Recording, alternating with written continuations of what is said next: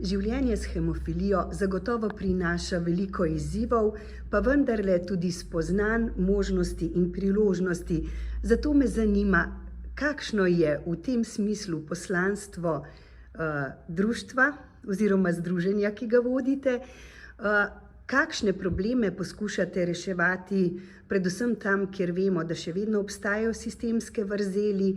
Kakšna je po vaši oceni klinična obravnava oziroma dostopnost do zdravljenja in kaj pravzaprav bi po osebni plati povedali o bolezni, ki ste jo nekako sprejeli kot svojo spremljevalko v življenju?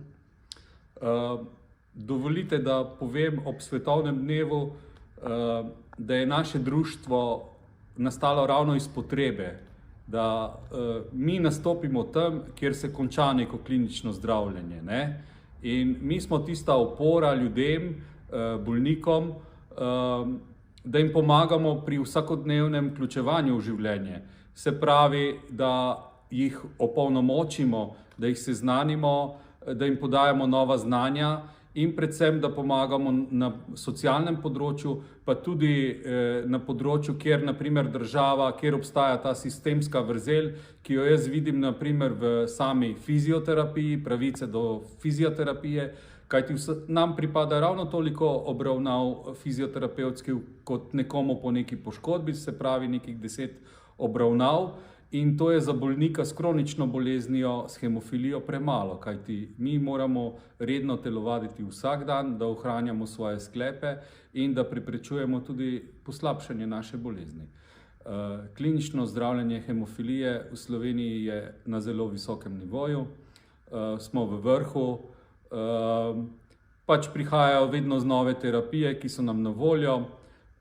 Zdaj na zadnjem EHAD srečanju smo bili seznanjeni tudi z gensko terapijo, ki je že odobrena strani EME za hemofilijo A in B. Verjetno bo pa prišla tudi k nam z nekolikšnim zamikom.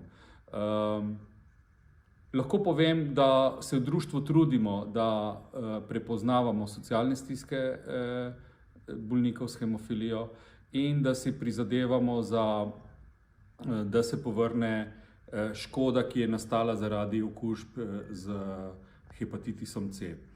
Slovenija namreč do zdaj že uredila vprašanje okužb z HIV-om.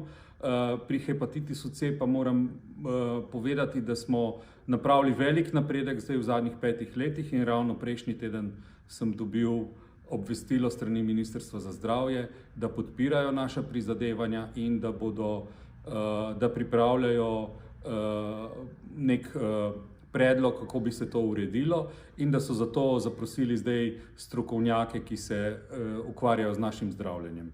Tako da to je velik napredek naprej za vse bolnike, ki smo bili tudi s hepatitisom C okuženi pri našem zdravljenju. Kako pa je denimo s pomočjo pri premagovanju osebnih stisk, kajti po vsej verjetnosti se tudi te pojavljajo dokaj pogosto. Tu verjetno prav tako podajate roko članom društva. V bistvu, kar lahko napravimo na laični, bom rekel, osnovi, to je, da izmenjujemo neke izkušnje, naprimer povezujemo mlade mamice, ki se srečujejo prvič s svojim otrokom, ki ima diagnozo hemofilije. Največ lahko tako napravimo. Sistemske neke pomoči na področju psihosocialnih problematik ni in ravno to pogrešamo. Ravno to smo, bom rekel, na zadnjem srečanju EHAD v Manchesteru je bilo prikazano, kako v Angliji obravnavajo bolnika s hemofilijo in bolnik pride k svojemu hematologu na pregled in tam sedijo skupaj hematolog, ortoped, fizioterapevt, psiholog in bolnik samo enkrat pove svojo zgodbo in tegobe, potem pa ima z njimi naprej obravnave, posamezne. Tako da bi se mi zdelo, da mogoče take dobre prakse tudi prinesemo v naše okolje in da probamo, da to zaživi. Potrebno je dosti energije za to, seveda, in usklajevanj, ampak jaz mislim, da mi kot družba smo že dovolj zreli, da gremo korak naprej, da dvigujemo vedno znova to našo oskrbo, ne samo na zdravstveno, ampak da jo širimo tudi na celotno družbo, ne? Da je bolnik vključen, da se počuti sprejetega, da se počuti tudi koristnega, kajti če bolnik lahko nekaj prispeva nazaj družbi, bom rekel, nekako v sebi pomiriš tisto mogoče dvom, koliko pa ti družbo staneš, ne? Res je, zdravljenje hemofilije ni poceni, ampak so še tudi druge bolezni, ki so tudi prav tako drage v narekovaju. Hočem povedati, da je pravilno, da se bolnik počuti sprejetega in da lahko tudi kaj vrne tej družbi, ki mu pač nudi to oskrbo.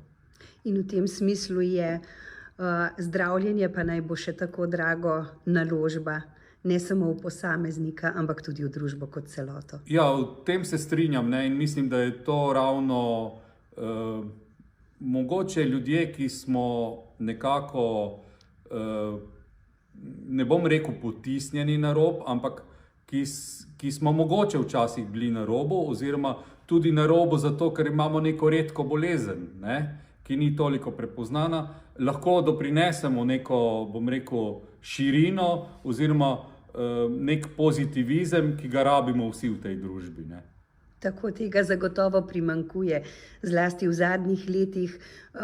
Po drugi strani pa vemo, kako nujno je tudi ozaveščanje o številnih boleznih, pravzaprav o vseh, tako rekoč ne le o hemofiliji, kajti le tako se bomo kot družba znali pravilno odzivati in ponuditi roko vsakomur, ki to potrebuje.